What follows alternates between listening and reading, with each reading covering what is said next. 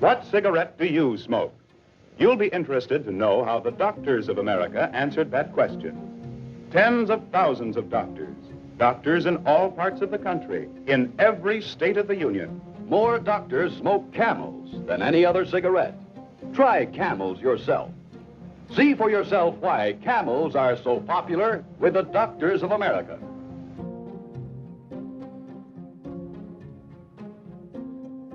Ice-cold Coca-Cola.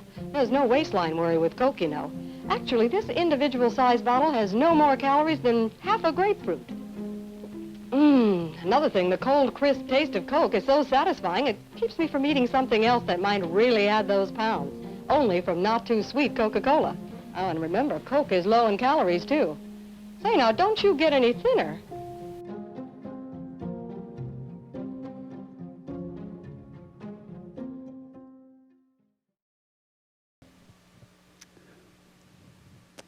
Bueno, gusto en verles. Gracias por acompañarnos el día de hoy. Y como vieron, pues vamos a continuar el día de hoy con esta serie, Piénsalo de nuevo. Y con este video, ¿verdad? Que ya lo hemos visto varias veces.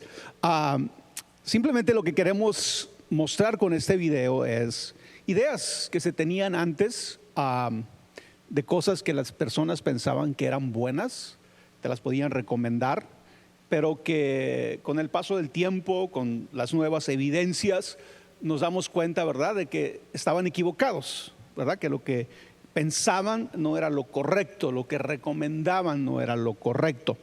Y en esta serie estamos aplicando este principio a nuestros conceptos de Dios. Y yo les he pedido, ¿verdad?, que seamos vulnerables a la posibilidad de que a lo mejor cosas que nosotros creemos, que aprendimos hace mucho tiempo acerca de Dios, cosas que aprendimos tal vez en nuestra casa, de nuestros abuelos o aún dentro de la iglesia, pueden ser cosas que estén mal, que estamos equivocados en esa manera de pensar y que es tiempo de corregir esa manera de pensar, especialmente, ¿verdad?, o únicamente si la evidencia apunta en otra dirección. No te estoy pidiendo que cambies de pensar nada más por cambiar de pensar, o no me estoy pidiendo a mí cambiar de pensar nada más por hacerlo, sino nuestra responsabilidad es ver hacia dónde apunta la evidencia que tú y yo encontramos en Cristo en las Escrituras. Y hemos estado diciendo en esta serie que todos tenemos una teología. Todos los que estamos aquí tenemos una teología, todos tenemos una manera de pensar acerca de Dios. Y lo he estado diciendo, ¿verdad? Tal vez el Dios en el que yo creo, a lo mejor, si lo analizamos, pudiera ser un poco diferente en el que tú crees. Es el mismo Dios, pero la idea, los conceptos que tenemos acerca de Dios pueden ser diferentes. ¿Sí? Y creo que a veces asumimos, ¿verdad?, que estamos en una iglesia como esa y decimos, oh, todos pensamos igual acerca de Dios. Pero a lo mejor hay varios puntos, varios asuntos en relación a Dios que si platicamos acerca de ellos nos daríamos cuenta que a lo mejor tenemos conceptos diferentes. He estado diciendo, ¿verdad?, que todos creemos en algún tipo de Dios. Y claro que el deseo de cada uno de nosotros es que los conceptos y las ideas que tenemos de Dios sean lo más cercano posibles a la realidad de quién es Dios. Y hemos estado viendo en esta serie, ¿verdad?, cómo es a través de Jesús que nosotros podemos darnos cuenta cómo realmente es Dios. Jesús fue el que dijo, ¿verdad?, el que me ha visto a mí ha visto al Padre. Hemos estado diciendo que no solamente Jesús es como Dios, sino que Dios es como Jesús. Hay cosas que tú y yo creemos acerca de Dios y de su carácter, creencias que nos llevan a hablar o a expresarnos acerca de Dios de cierta manera. Yo no sé si a veces te pasa a ti que escuchas a otros cristianos, tal vez en la televisión, tal vez en diferentes formas, y los ves que están hablando acerca de Dios, pero te encuentras luchando con lo que están diciendo acerca de Dios. Y ellos están plenamente convencidos, ¿verdad?, explicándote cómo es Dios, y tú estás, no comparto esa idea, no comparto que así es Dios, no comparto que Dios actúa de esa manera, no comparto que Dios ve a las personas de esa manera, no comparto que Dios trata a los seres humanos así. Y nos quedamos, ¿verdad? Con esa, ¿cómo se puede decir? Esa batalla interna. Pero tiene que ver con el concepto que cada uno de nosotros tenemos acerca de Dios. Así como en este video, ¿verdad? Estamos hablando de ideas viejas y anticuadas. Pero en ocasiones tú y yo podemos tener una teología anticuada y equivocada.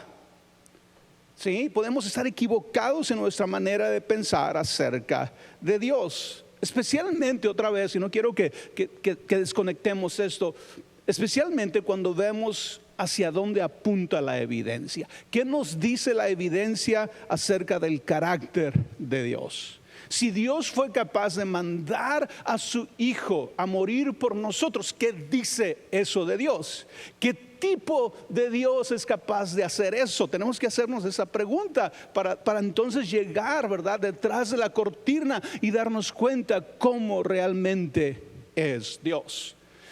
Y esta frase que yo estoy diciendo, ¿verdad? ¿Qué tipo de Dios es aquel que manda a su Hijo a morir por nosotros? Y en la historia, ¿verdad?, de las religiones, en la historia de la humanidad, el único Dios que hace eso es nuestro Dios, es el Dios de la Biblia, que está dispuesto a sacrificarse a sí mismo por su creación. Eso nos debe decir algo del tipo de Dios al que tú y yo servimos. Yo estaba diciendo, ¿verdad?, que Jesús era proponente de pensar las cosas de nuevo. Jesús era proponente de pensar las cosas de nuevo.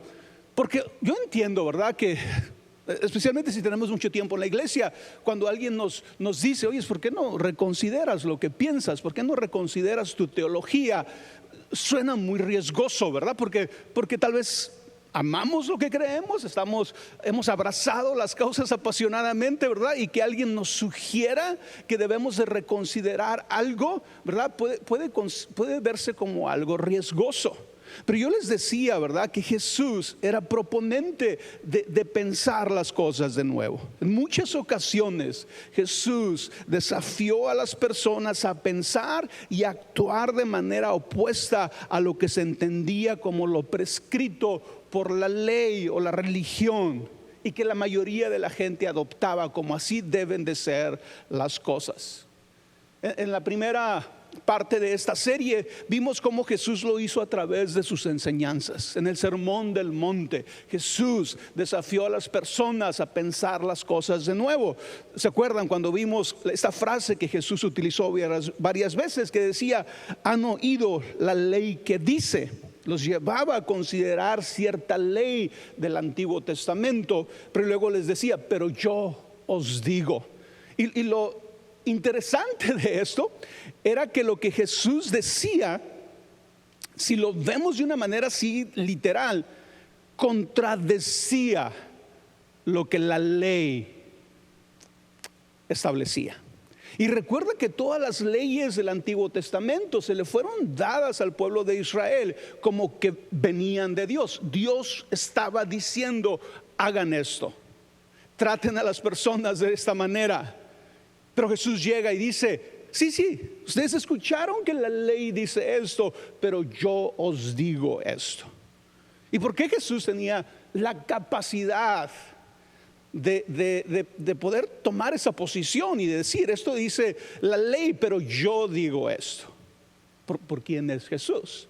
Jesús es Dios mismo. Jesús es el Hijo de Dios. Entonces, en ocasiones lo hizo a través de su enseñanza, ¿verdad? Enseñaba literalmente hablaba con las personas y trataba de desafiarlos a pensar de cierta manera. Pero en otras ocasiones lo hizo a través de la manera que trataba a las personas. La ley decía, a esta persona trátala así, a esta otra persona trátala así. Pero luego aparece Jesús que no sigue esa corriente. Aunque la ley decía que trataras a una persona de cierta manera, él se tomaba la autoridad de tratarlos de manera diferente. Y de esa manera ejemplificar con su propia vida, ¿sí?, el pensar las cosas de nuevo, el reconsiderar si la manera en que estamos pensando y viviendo es la correcta. Esta historia que yo la utilizo mucho, ¿verdad?, porque es muy rica en esta enseñanza, es la historia que nos cuenta Juan de que en una ocasión los maestros y los fariseos llevaron a una mujer que la habían sorprendido en adulterio y la llevaron y la pusieron delante de Jesús. Y la manera en que Juan y Jesús y todos reaccionan es que es verdad, la mujer realmente había sido descubierta en adulterio, había sido sorprendida en adulterio. Entonces la traen, imagínate, Jesús está enseñando lo normal que él hace y de repente llegan este grupo de hombres y traen a esta mujer y la ponen delante de él, tal vez la empujaron humillándola, ¿verdad? Y le dicen, aquí está esta mujer que sorprendimos en adulterio. Maestro, a esta mujer se le ha sorprendido en el acto mismo de adulterio. En la ley de Moisés nos ordenó apedrear a tales mujeres. ¿Tú qué dices? Wow, ¿verdad? ¿Tú qué dices?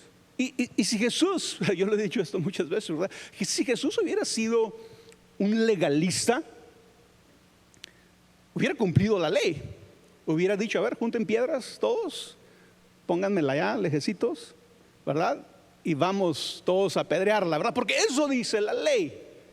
Pero Jesús, ¿verdad?, es el mismo que había dicho, ¿verdad? Ustedes escucharon eso, pero yo les digo esto.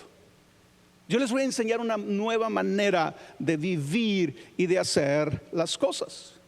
Y ¿sabes qué? Las personas, los maestros de la ley, eran maestros de la ley, ellos sabían de lo que estaban hablando. Hay una ordenanza en el Antiguo Testamento que dice lo siguiente en Levíticos 20, 1 al 2 y luego el versículo 10. Así empieza ese capítulo. Dice, el Señor Dios ordenó a Moisés que les dijera a los israelitas: si alguien comete adulterio con la mujer de su prójimo, tanto el adúltero como la adúltera serán condenados a muerte. Entonces, cuando los maestros de la ley y los fariseos llegan con Jesús, están diciendo la verdad. Eso dice la ley. Y otra vez al comentario, ¿verdad? Si Jesús hubiera sido un legalista, hubiera dicho, hey, aquí está la mujer, a ver, vayan por el hombre, consíganmelo, ¿verdad? Ustedes saben quiénes, tráiganlo y vamos a apedrearlo. Pero Jesús, ¿verdad?, viene a mostrarnos una nueva manera de vivir. Dice la historia que como ellos estaban ahí, ¿verdad?, insistiendo, lo acosaban con preguntas, Jesús se incorporó y les dijo: aquel que esté libre de pecado, que tire la primera piedra. Y todos sabemos la historia, ¿verdad?, que nadie se atrevió, desde el más grande al más chico, empezaron a dejar las piedras y empezaron a alejarse. Y termina la historia con estas siguientes palabras de Jesús: mujer, ¿dónde están? ¿Ya nadie te condena? Nadie, Señor. Tampoco yo te condeno. Ahora vete y no vuelvas a pecar. Jesús, a través de cómo Él trató a esta mujer, nos está enseñando una nueva manera de pensar. Nos está diciendo: te invito a que pienses de nuevo cómo debes de tratar a las personas. Aún a una persona que ha cometido un error como el de caer en adulterio. ¿Cómo la vamos a tratar? Y es interesante, ¿verdad? Porque la palabra que el Antiguo Testamento utilizaba era que sean condenados a muerte, ambos, la mujer y el hombre. Y la palabra que usa Jesús en el Nuevo Testamento es: nadie te condena, ni yo te condeno. Entonces pudiéramos hablar, ¿verdad?, que literalmente hay una contradicción en la manera en que Jesús trata a la mujer y lo que dice la ley. Pero en la actualidad los cristianos somos convencieros, ¿verdad? Convenencieros, ¿se dice? ¿Así es la palabra? Tomamos versículos del Antiguo Testamento, ¿verdad? Y se los aplicamos a otras personas y exigimos que vivan por ellos. Pero cuando se trata de nosotros, ¿verdad? Nos excluimos de esos, ¿verdad? Alguien a lo mejor se atrevería en la actualidad a defender la idea de apedrear a una mujer que es hallada en adulterio, a un hombre y a una mujer que son hallados en adulterio. Pero ese mismo pasaje, ese mismo capítulo dice que si los hijos deshonran a sus padres, que si los hijos, ¿verdad? No recuerdo ahorita las palabras exactas, pero el concepto es este: si los hijos deshonran a los padres, son desobedientes con los padres, es el mismo castigo. Son condenados a muerte. ¿Y quién de nosotros, verdad, estaríamos? Sí, debería de pasar eso. Jesús nos vino a mostrar una nueva manera de vivir. Quiere decir que debe de haber una evolución en nosotros de ciertos conceptos que tenemos acerca de Dios a la luz de lo que Jesús nos vino a enseñar. En esta serie hemos visto hasta ahorita tres cosas que debemos de repensar. Número 1, vimos repensar la idea de que Dios ve a los seres humanos como sus enemigos y quiere condenarlos. Número 2, vimos repensar la idea de que Dios nos manda enfermedades, sufrimientos o dificultades. Número 3, repensar la idea de que no somos dignos del amor de Dios. Cada tema de eso es muy interesante, pudiéramos durar semanas hablando de cada uno. Si no lo has escuchado, los puedes escuchar en YouTube para que sepas de qué estamos hablando. Pero el día de hoy vamos a ver uno más. Y es repensar la idea de que Dios es un puritano. Repensar la idea de que Dios es un puritano. O en términos para que todos entendamos, repensar la idea de que Dios es un aguafiestas. ¿Sí? Porque a veces tenemos esos conceptos de Dios. Y déjenme regresar a lo que he dicho en otras veces. Y es que no es que a veces defendamos ciertas posturas. No es que tú y yo digamos: oh sí, yo creo que Dios es un puritano. Oh sí, yo creo que Dios es un aguafiestas. No lo decimos. Pero detrás de nuestra manera de pensar, cosas que hacemos, cosas en cómo actuamos, demuestran que creemos esas cosas. Y ahorita vas a ver de qué me estoy hablando con esto de repensar la idea de que Dios es un puritano. ¿Sí? Cuando pensamos que Dios es un puritano, nos imaginamos a Dios exageradamente escrupuloso. Nos imaginamos a un Dios que está opuesto a que disfrutemos de las cosas y que experimentemos placer. Básicamente es eso. Cuando tú tienes la idea de que Dios es un puritano, de que Dios es un aguafiesta, tú piensas que Dios está en contra de que tú experimentes placer, de que tú disfrutes de las cosas. ¿Sí? Y no es mi intención el día de hoy hablar de cuando un placer se corrompe, ¿verdad? Estoy hablando simplemente del principio, del fundamento, si Dios es un puritano o no.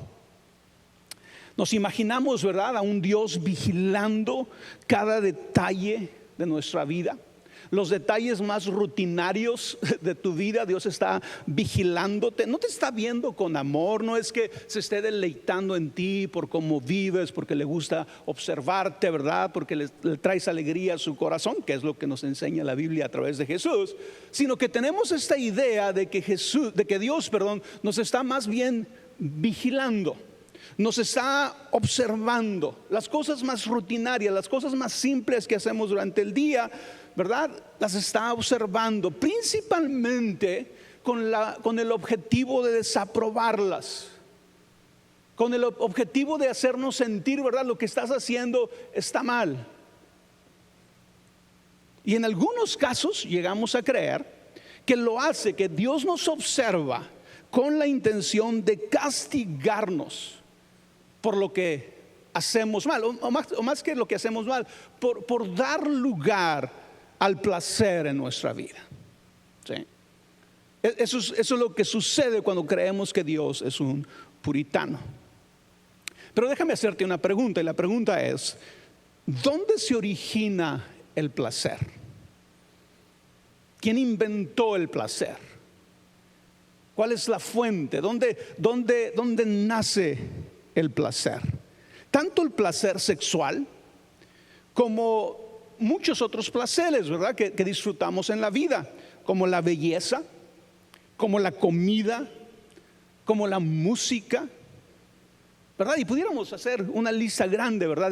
De muchas cosas que disfrutamos, que realmente cuando estamos experimentando estas cosas que menciono, sentimos placer, nos deleitamos, ¿verdad? Queremos repetir la experiencia, ¿verdad? Porque es algo que nos hace sentir bien, nos produce placer. Y la pregunta es, ¿de dónde se origina? Especialmente si tú por alguna razón has aceptado la idea de que Dios es un puritano, de que Dios no está tan contento realmente cuando tú experimentas placer. Dios no está tan contento realmente cuando tú disfrutas de algo mucho. ¿Sí? Dios te quiere, ¿verdad? Más cohibido. Dios te quiere más seriecito. Dios te quiere, ¿verdad? No tan emocionado por eso que vas a disfrutar o hacer. Tienes que concentrarte en las cosas espirituales. Ahorita vamos a hablar de eso, ¿verdad? Pero esa es la idea, ese es el concepto que entra. Y si tú creciste en una iglesia muy tradicional y tus padres eran cristianos, sabes de lo que estoy hablando, ¿verdad? Todo lo que querías hacer era malo, ¿verdad? Iba a haber un evento en tu escuela, estabas en la primaria, iba a haber el baile de fin de año y no podías ir porque era malo y tenías 12 años, ¿verdad? Todos tus demás amigos, ¿verdad? Iban a ver una película al cine, pero tú no podías ir porque era malo. Y crecimos y pudiste crecer con esos conceptos. Hoy este Dios todo lo controla. Este Dios todo lo que hago no le parece. Todo lo que hago le encuentra algo mal. Y luego se aunaba a esto la idea, ¿verdad? De que Dios nos podría castigar por lo que estamos haciendo. Pero ¿de dónde se origina el placer? La capacidad que los seres humanos tenemos de disfrutar de ciertas cosas. ¿Por qué existe eso? ¿Por qué existe la posibilidad de que tú y yo disfrutemos de las cosas? Y las Escrituras nos dicen que todo esto tiene su origen en Dios mismo. Dios es el autor, es el diseñador de todo. Y el placer, el que tú y yo podamos disfrutar de las cosas, es algo que Dios mismo programó, pudiéramos decir, a nuestra existencia. Dice Santiago 1:17: todo lo que es bueno y perfecto es un regalo que desciende a nosotros de parte de Dios, nuestro Padre, quien creó todas las luces de los cielos. Si llegaste antes de que empezáramos a cantar, el día de hoy tuvimos esta escritura, esta palabra, Génesis 1. Y Génesis 1 es el pasaje, es la poesía de la creación. Es una poesía acerca de Dios creando el universo. Pero a veces se nos escapa que todo lo que Génesis 1 se trata es precisamente de esto, de que todo es bueno. Cada día que Dios creaba algo terminaba diciendo, es bueno. Y cuando llega el sexto día y crea al hombre y a la mujer y les dice que pueden disfrutar de todo lo que Dios mismo había creado, Dios mismo termina diciendo que era muy bueno, que todo lo que había hecho era muy bueno. Quiere decir que es Dios mismo el creador, el origen del placer, de la posibilidad de que tú y yo disfrutemos de las cosas. El escritor Philip Yancey dice lo siguiente, dice, de alguna manera, hablando de él mismo, de alguna manera había caído en el engaño de juzgar el mundo natural como no espiritual y a Dios como antiplacer. Pero Dios inventó la materia, incluidos todos los sensores del cuerpo a través de los cuales siento placer. ¿Sí? Pero muchas veces tú y yo podemos estar como este escritor. Digo, tal vez no como él, porque él ya lo reconoce. Pero tenemos que llegar a este punto donde reconocemos que a veces nuestra manera de ver ciertas cosas tiene que ver con conceptos equivocados que tenemos acerca del carácter de Dios. Y déjame tratar de desarrollarlo un poco más. Y tiene que ver con la división entre lo espiritual y lo secular. Este es un concepto que era muy común antes de ser enseñado en las iglesias. Y creo que tal vez muchos cristianos tenemos este concepto otra vez ahí, ¿verdad? Detrás de nuestros pensamientos, ¿verdad? Siguen rigiendo ciertas cosas en nuestra manera de vivir, porque en algún momento fuimos expuestos a estas ideas, a estas enseñanzas, y es la división de lo espiritual y lo secular. El problema con esta forma de pensar es que para la mayoría de los cristianos, solo un porcentaje mínimo de sus vidas entra en lo que llamarían espiritual. Déjate lo explico. Hay muchos cristianos que creen en la separación, en la división de lo espiritual y lo secular.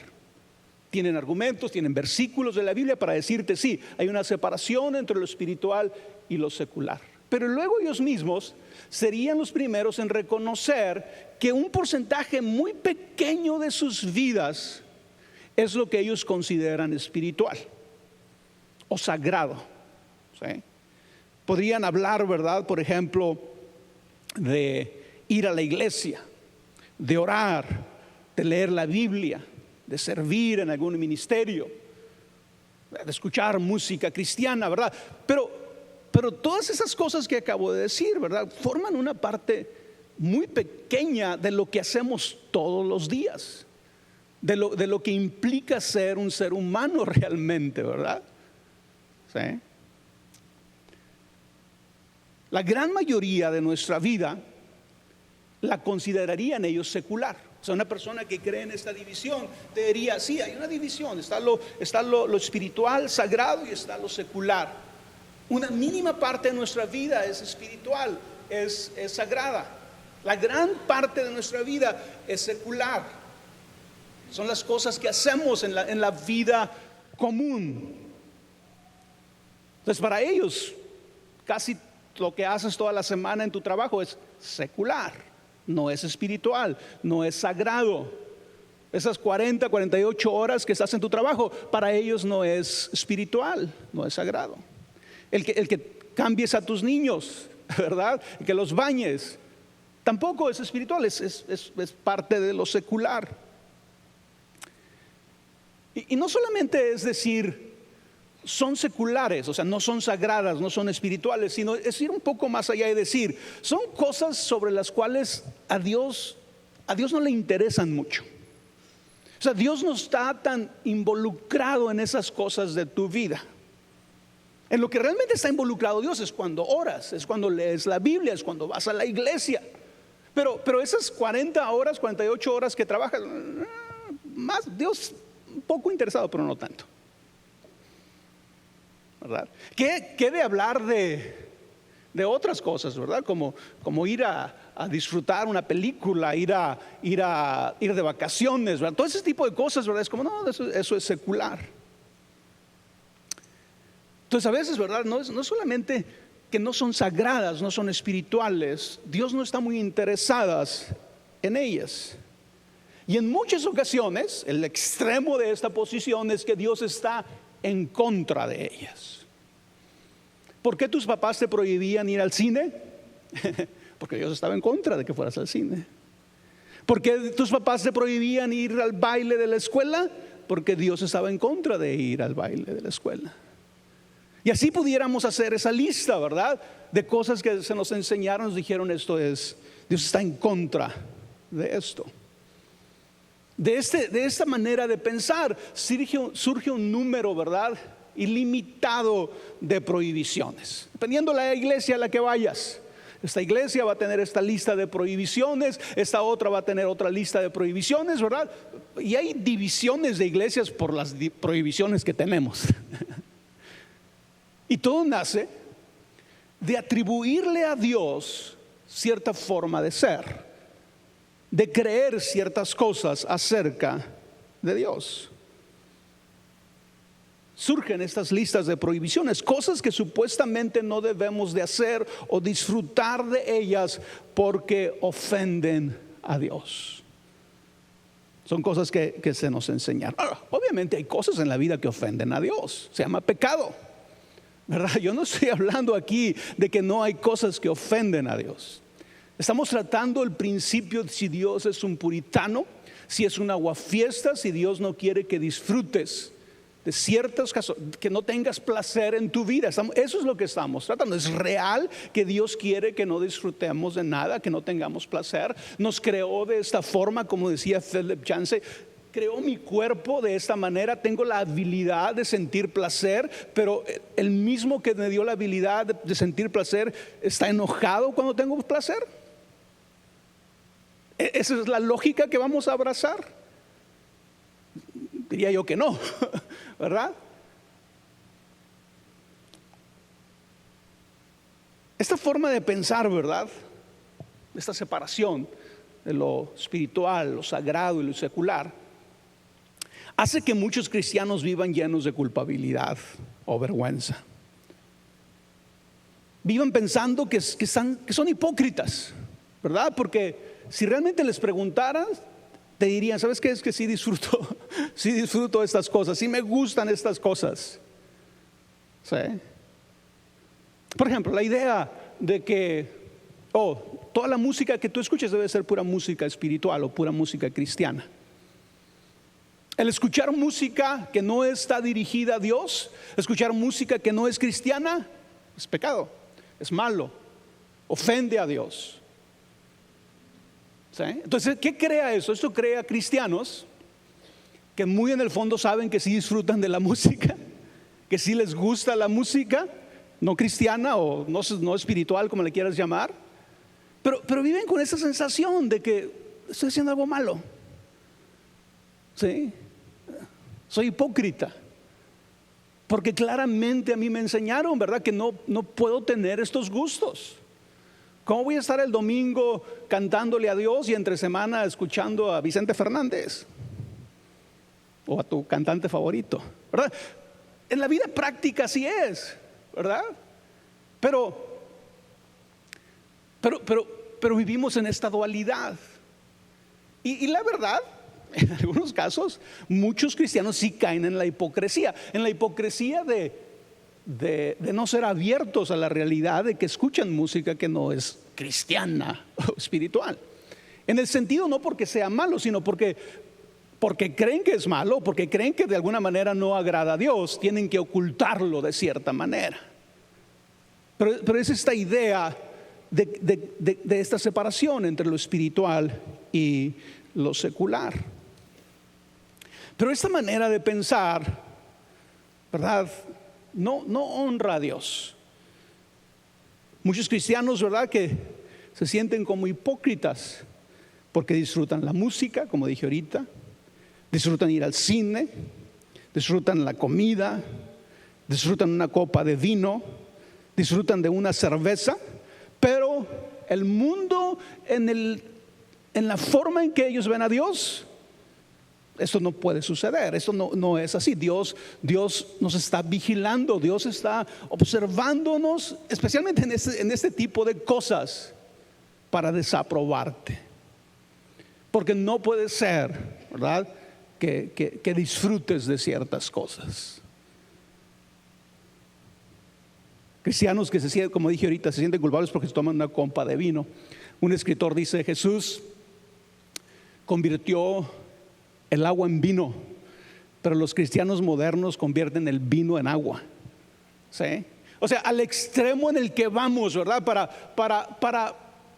Para sacarle la vuelta a algo y decir, esto es malo, ¿verdad? Y no ese es el tema ahorita, ¿verdad? Pero ¿qué nos dice la Biblia acerca del vino? ¿Sí? En muchos pasajes de la Biblia, el vino se nos es presentado como algo bueno, algo que puedes disfrutar, ¿sí?, algo que puedes tomar. Evidentemente Jesús pensaba que el vino era bueno en las fiestas. Debería de haber vino en las bodas. Esa era la manera de pensar de Jesús, ¿verdad? Y yo sé que a veces, y a lo mejor ese es un buen examen, ¿no? Para que te des cuenta que a veces, qué tanto las ideas equivocadas de Dios nos han atrapado, que cuando yo te digo que Jesús veía bien que en una boda hubiera vino, tú estás tratando de buscarle por los lados. No, a ver, me voy a ir por acá para llegar a la conclusión de que no era bueno. Pero ¿cómo luchas en contra del acto, de la realidad? Jesús convirtió el agua en vino para una boda. Y no era jugo de uva, era vino. ¿Sí? Y no era poquito, era mucho. Eran galones de vino. Entonces, el vino en la Biblia se nos es presentado en muchas ocasiones como algo bueno. Jesús, ya lo dije, convirtió el agua en vino. En la última cena, Jesús tomó vino. Pero también hay una realidad, ¿verdad? La realidad es que la Biblia sí habla en contra de la borrachera. La Biblia sí habla de los peligros de excedernos en algo que es bueno, ¿verdad? Puedes tomar un poco de vino. Aún Pablo le decía a Timoteo que tomara un poco de vino por razón de sus malestares estomacales. Pero la Biblia sí es clara también, ¿verdad? Hay un punto en el que si no tomas control de esto, el abusar de un placer, ¿verdad?, te va a llevar a tu vida a tener consecuencias negativas. Y ese principio se aplica a todas las cosas que nos producen placer. Ahorita yo mencioné al principio, Dios nos dio la habilidad de tener placer sexual. Pero en el diseño de Dios, el placer sexual lo tenemos que experimentar dentro del matrimonio.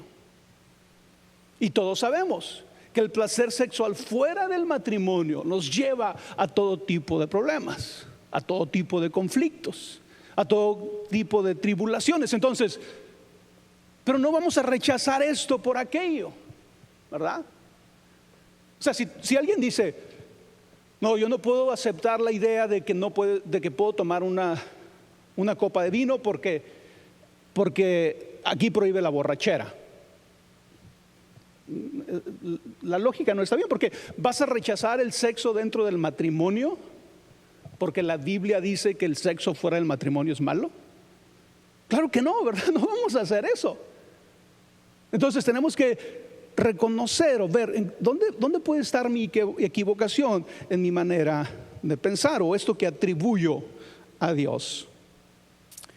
Y esta manera, ¿verdad?, donde dividimos el mundo entre secular y espiritual, no honra a Dios, ¿verdad?, como el dador de todo lo bueno que tenemos, de todo lo nuevo, todo lo bueno que experimentamos.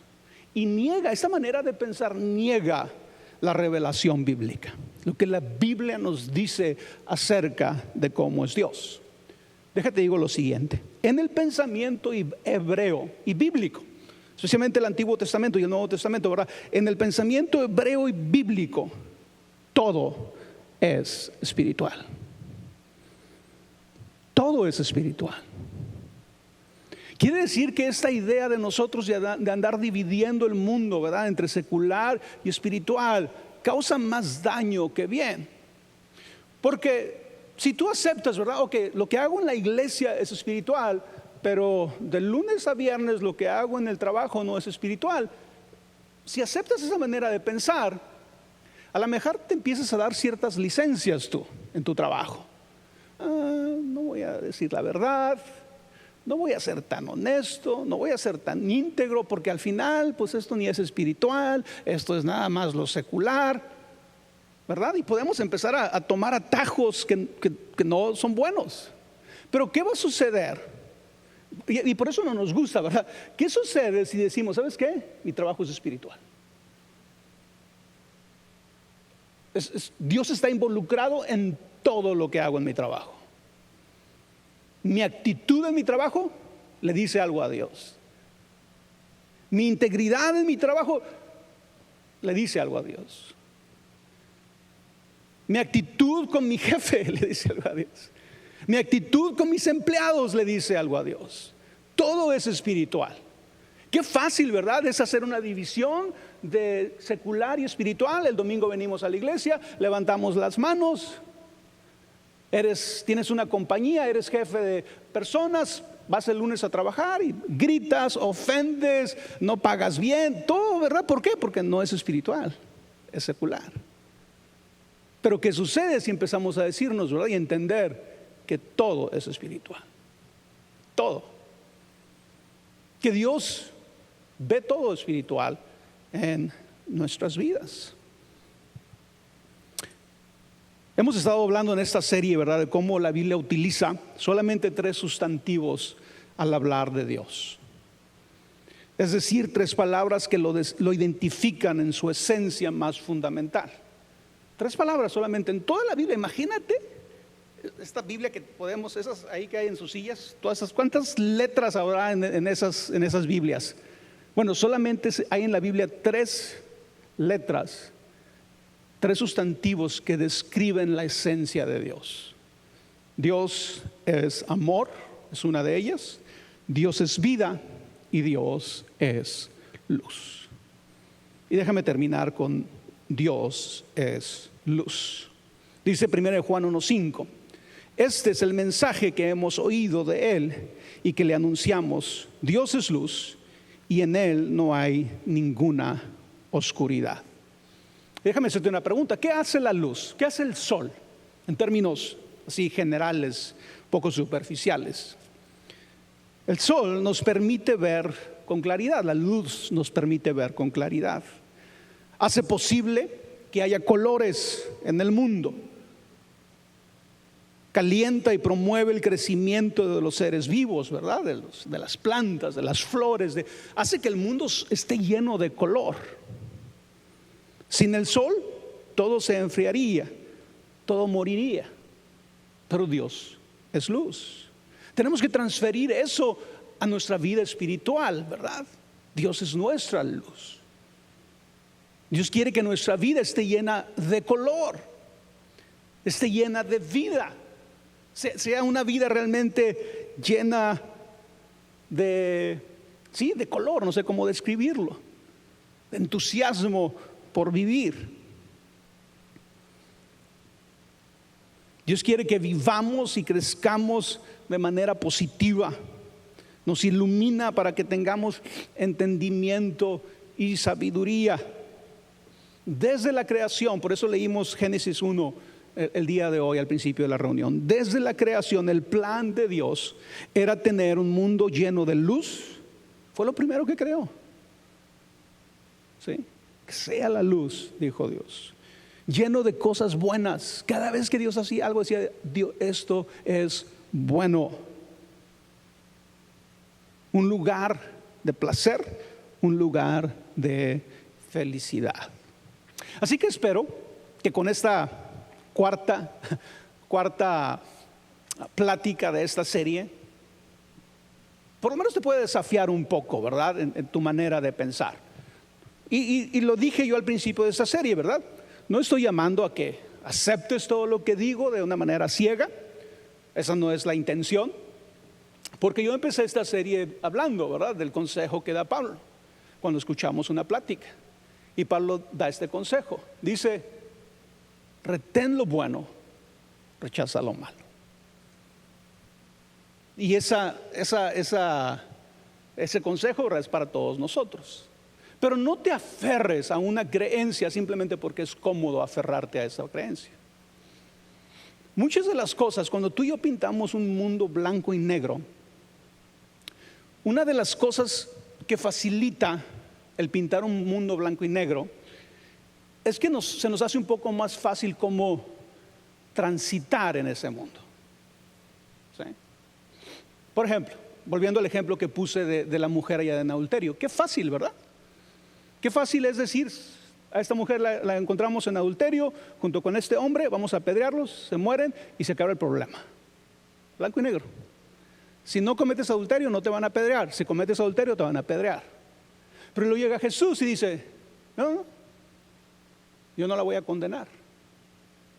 No solamente no la voy a condenar, sino lo que la voy a dejar ir y le voy a decir, no peques más. Lo cual nos habla de que la vida de esta mujer tiene que tomar otra dirección, o va a tomar otra dirección. Y puede ser que en ese nuevo transitar de su vida, esta mujer iba a necesitar apoyo, iba a necesitar ayuda, iba a necesitar una comunidad que la aceptara, que la abrazara, iba a necesitar buenos ejemplos que le enseñaran cómo vivir. Y eso es más complicado. Es preferible a veces quedarnos con nuestro mundo blanco y negro, porque así dividimos y repartimos fácil. Y eso es lo que hacemos muchas veces con nuestra manera de ver las cosas espirituales. Ya tenemos nuestro mundo es blanco y negro. A este lo rechazo, a este lo acepto. Pero tenemos que seguir el ejemplo de Dios mismo. Dios nos pintó un mundo blanco y negro. Cuando nosotros éramos pecadores, Cristo murió por nosotros. Cristo prefirió lo complicado, que simplemente separar a unos y a otros. Tú te vas acá y tú te vas para acá, tú te vas al cielo, tú te vas al infierno. No. ¿Qué hizo Jesús? Vino a salvarnos. Y sí, es complicado, ¿verdad? Porque imagínate cuántos años tenemos algunos de los que estamos aquí en nuestra fe. Y Dios ha tenido que estar ahí pacientemente con nosotros, año tras año, década tras década, enseñándonos, siendo pacientes con nosotros, dándonos oportunidades cuando nos equivocamos, cuando caemos, cuando pecamos, nos levanta, nos ayuda otra vez, nos guía otra vez. Es complicado irnos por el lado de la gracia. El lado de la ley es blanco y negro. No hay mucha complicación, no tienes mucho que pensar. El lado de la gracia es un lado de relación. Es un lado donde hay un interés genuino en el bienestar y el crecimiento de las personas.